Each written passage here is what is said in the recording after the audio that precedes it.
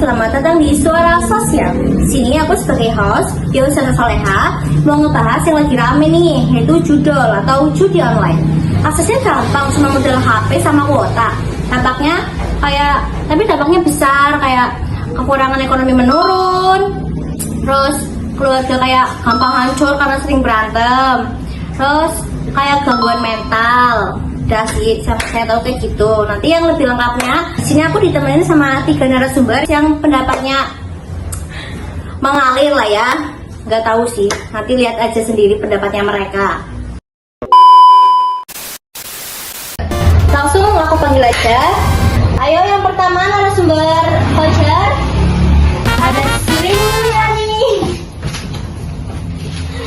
Ada Fadil. Oke, sih. Gimana sih kok judul bisa masuk ke kalangan remaja? Di lingkungan teman-teman saya, judul itu nyebarnya cepat banget. Biasanya mulai dari 1 orang yang iseng nyoba, terus menang dan pamer ke grup chat dan di tongkrongan. Katanya menang dan dapat duit. Habis itu teman-teman lain jadi ikut pada penasaran. Ada yang bilang modal sedikit nggak apa-apa, atau sekali doang nggak apa-apa.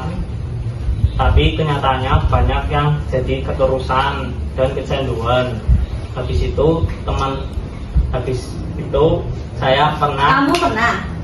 Oh enggak lah, saya mah enggak suka. Saya juga pernah lihat teman yang uang jajanannya habis untuk judol, dan sampai bahkan teman saya meminjam uang A few moments later. untuk memainkan judol tersebut.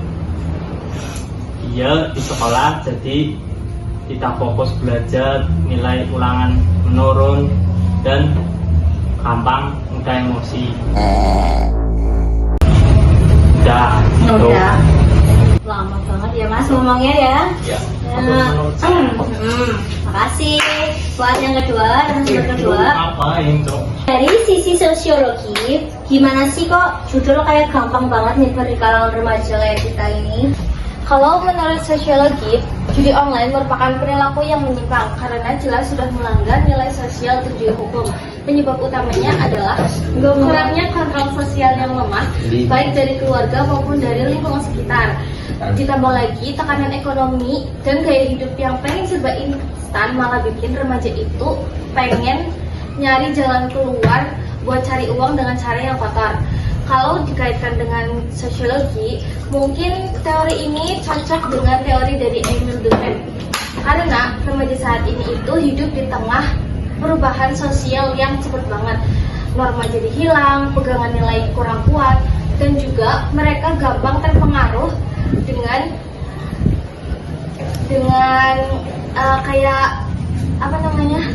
terpengaruh dengan lingkungan sekitar. Makanya mereka itu jadi gampang banget buat masuk ke dalam judi online seperti itu. Oke, terima kasih Mbak Sri Mulyani. Nah, gimana sih menurut Mas Fadil cara biar kayak nggak terjerumus ke judul?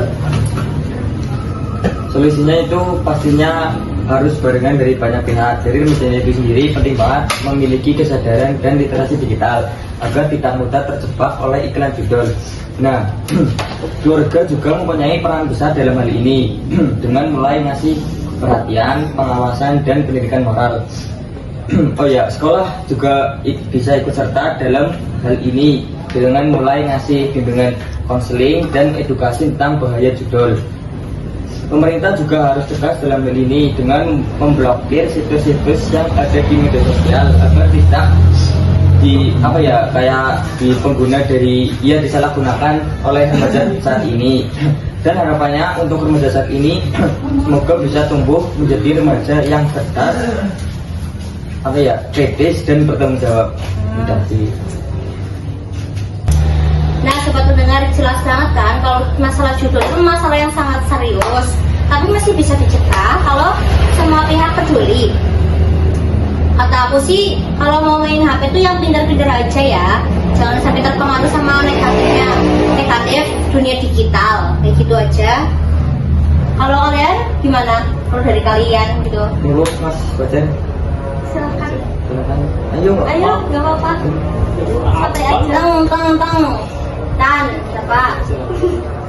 Jadi kesimpulannya itu intinya kan kita udah remaja nih. Nah, kita ini udah tahu mana yang baik dan mana yang buruk. Jadi kita harus memiliki kesadaran agar tidak melakukan hal-hal yang buruk.